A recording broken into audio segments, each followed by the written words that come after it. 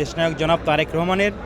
আগামী দিনে উনি বিএনপি ক্ষমতায় আসলে, উনি বাংলাদেশের প্রধানমন্ত্রী হলে বিএনপি এদেশের জনগণের জন্য কি করবে, শিক্ষা খাতে কী অবদান রাখবে বিএনপি, স্বাস্থ্য খাতে কী অবদান রাখবে, কৃষকের যে কী ভূমিকা রাখবে, ফ্যামিলি কার্ড নিয়ে নারীদেরকে কী ভূমিকা রাখবে, সব কিছু বিষয় কিন্তু আজকে আমাদের সেমিনার অনুষ্ঠিত হচ্ছে। এবং বিএনপি ক্ষমতায় আসলে আগামী দিনে বিএনপি বাংলাদেশের জনগণের জন্য কী করবে সেই বিষয় নিয়ে কিন্তু আজকে আদ্যপাল আলোচনা হচ্ছে। আদ্যপ্রান্ত জনাব তারেক রহমান বক্তব্য দেবেন দিক নির্দেশনামূলক।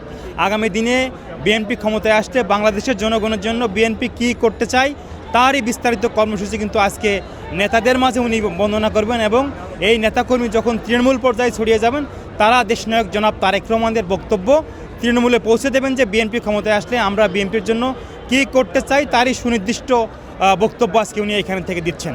উনি অলরেডি কিন্তু আমাদের তফসিল ঘোষণা হলেই কিন্তু উনি বাংলাদেশে আসবেন। উনিও একটি আসন থেকে নির্বাচন করবেন এবং নির্বাচনের সময় উনি কিন্তু বাংলাদেশে থাকবেন, বাংলাদেশের জনগণের সাথে থাকবেন। নির্বাচিত হয়ে উনি বাংলাদেশের প্রধানমন্ত্রী হবেন এবং সবসময় জনগণের সাথে থেকেই উনি বাংলাদেশের মানুষের ভাগ্য উন্নয়নে কাজ করে যাবেন, আমরা সেই প্রত্যাশা রাখছি। এটা নির্বাচন কমিশন যেদিন তফসিল ঘোষণা করেন সেই দিনই আমরা মনে করি উনি আসবেন। ওনার সময় মতোই, সুনির্দিষ্ট সময় মতোই উনি বাংলাদেশে আসবেন।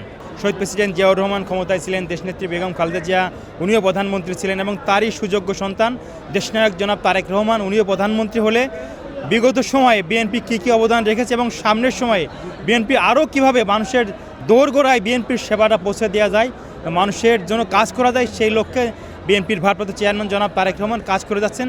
আমরা মনে করি দেশের জন্য, দেশের মানুষের জন্য, বাংলাদেশের জন্য, বাংলাদেশ স্বাধীনতার জন্য সবসময় নিরাপদ আশ্রয়স্থল ছিল জিয়া পরিবার এবং বিএনপি। ম্যাডামের অবদান অনস্বীকার্য। সারা বাংলাদেশের প্রত্যেকটি ধর্মের মানুষ, প্রত্যেকটি দলের মানুষ তার জন্য দোয়া করছেন। আমরা মনে করছি যে নির্বাচনের আগেই উনি সুস্থ হয়ে আবার মাঠে আসবেন এবং আমাদের জন্য, দেশের জন্য, দেশের জনগণের জন্য উনি কাজ করে যাবেন। আমরা সেই বিএনপির পক্ষ থেকে বলা হয়েছে যে বিএনপির সিনিয়র যুগ্ম মহাসচিব অ্যাডভোকেট রুহুল কবির রিজভী আহমেদ এবং ওনার ব্যক্তিগত চিকিৎসক ডক্টর AZM জাহিদ, বিএনপির স্থায়ী কমিটির মেম্বার, ওনারা কিন্তু প্রত্যেক দিনই আপডেট দিচ্ছেন ওনার তথ্য নিয়ে। অতএব গুজবে কান দেওয়ার কোনো কারণ নেই।